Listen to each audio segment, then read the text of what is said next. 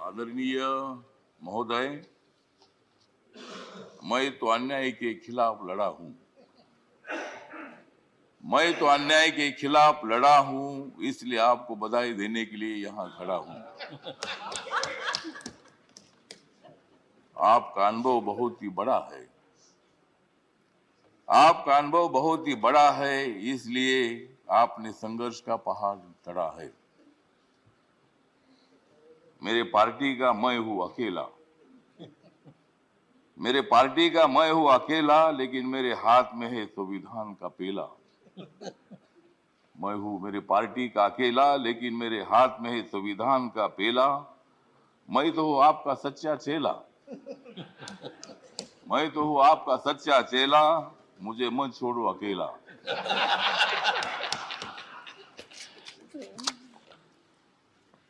जिन्होंने उपराष्ट्रपति का सर किया है गढ़,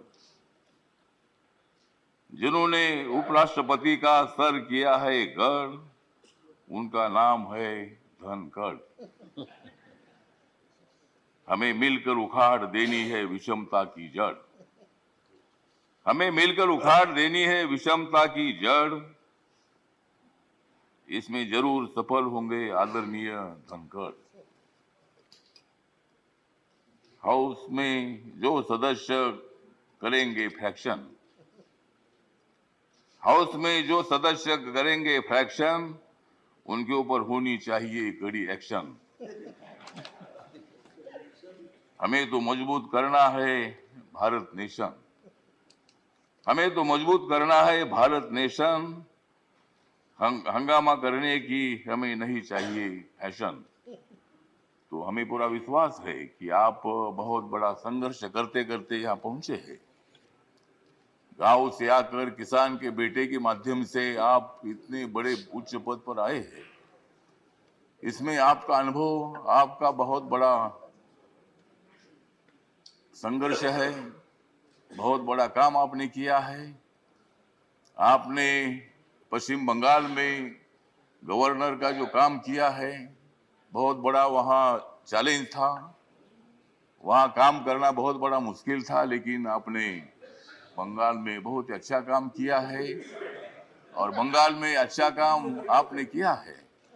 इसीलिए आपको यहाँ लाने की कोशिश जरूर हुई है। मतलब आप एक संघर्षशील नेता है। मतलब वहाँ अगर आपका काम ठीक नहीं होता था तो शायद ये पद आपको मिलना बहुत बड़ा मुश्किल था, लेकिन आपने बहुत अच्छा काम किया है। ठीक बात है, बंगाल भी अपना ही है, सभी बंगाल के नेता भी अपने हैं। देश का एक वो राज्य है और कोई भी राज्य हो, यहाँ किसी पार्टी की सत्ता आती है जाती है, कोई मुख्यमंत्री होता है, कोई नहीं होता है। कभी हम भी मतलब 3 बार सांसद रहे लोकसभा में, और मैं शिरडी में मैं हार गया, लेकिन मैं घर में बैठा नहीं, मैं घूमता रहा। मैं कांग्रेस पार्टी के साथ रहा। कांग्रेस पार्टी के मेरे सभी दोस्त हैं, समाजवादी पार्टी के मेरे दोस्त हैं, कम्युनिस्ट पार्टी के मेरे दोस्त हैं और अभी बीजेपी के मेरे दोस्त हैं। मैं सब बीजेपी के साथ मैं आया हूँ और भारतीय जनता पार्टी के साथ मैं इसलिए आया हूँ कि मुझे शिरडी में हारा गया। मुझे मंत्री ने बनाया, फिर मैं उधर क्या करूं। तो इसीलिए मुझे मतलब कांग्रेस पार्टी को छोड़ना पड़ा और मैं नरेंद्र मोदी जी के नेतृत्व में सबका साथ सबका विकास दिख रहा है सारा प्रकाश। मतलब ये जो प्रकाश दिख रहा है, तो नरेंद्र मोदी जी के नेतृत्व में मैंने निर्णय ले लिया कि मैं बाबा साहब अम्बेडकर जी का अनुयायी हूँ। बाबा साहब अम्बेडकर जी ने सत्ता में आना चाहिए बताया है। मेरी अकेली पार्टी सत्ता में नहीं आ सकती है, किसी के साथ मिलकर ही सत्ता में आ सकता हूँ। और मेरे पार्टी का मुझे लोग पूछते हैं कि तुम्हारा पार्टी का एक भी लोकसभा में मेंबर नहीं है, तो भी आप मंत्री कैसे हैं। तो मैंने बोला आप माननीय नरेंद्र मोदी जी को जाकर पूछो, मतलब मैं कैसा मंत्री हूँ। मतलब मैं अकेला हूँ, लेकिन मेरे पार्टी के लोग पूरे देश भर में है। नॉर्थ ईस्ट में मेरी पार्टी सभी पार्टी है और मुझे बोलने का मौका तो दीजिए। मुझे मालूम है कि आप बहुत अच्छे आदमी हैं और मैं आपको, हाँ, आप मुझे हर बार बोलते थे कि हमको कविता सुनाओ। अगर आप मुझे ज्यादा बोलने के लिए देंगे तो मैं कविता सुनाऊंगा, नहीं तो एक भी कविता नहीं सुनाऊंगा। तो ठीक बात है, तो इसीलिए मतलब कविता सुनाता भी रहूंगा।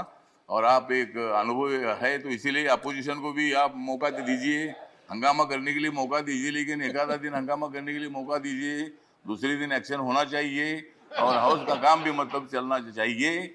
इसीलिए आप एक सर्वोच्च हाउस के आप चेयरमैन बन गए हैं। इसीलिए मैं, मेरी जो आरपीआई है, रिपब्लिकन पार्टी है, गरीबों की पार्टी है, दलितों की पार्टी है, इस पार्टी की तरफ से मैं आपके साथ हूँ। मैं हमेशा आपको साथ देता रहूंगा और आप मुझे बोलने का मौका देते रहो।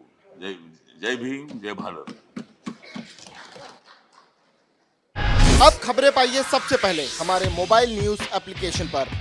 एंड्रॉइड या iOS प्लेटफॉर्म पर जाइए, HW न्यूज नेटवर्क को सर्च कीजिए, डाउनलोड कीजिए और अपनी सुविधानुसार भाषा का चयन कीजिए। खबरों की भीड़ में अपने काम की खबर पाते रहिए।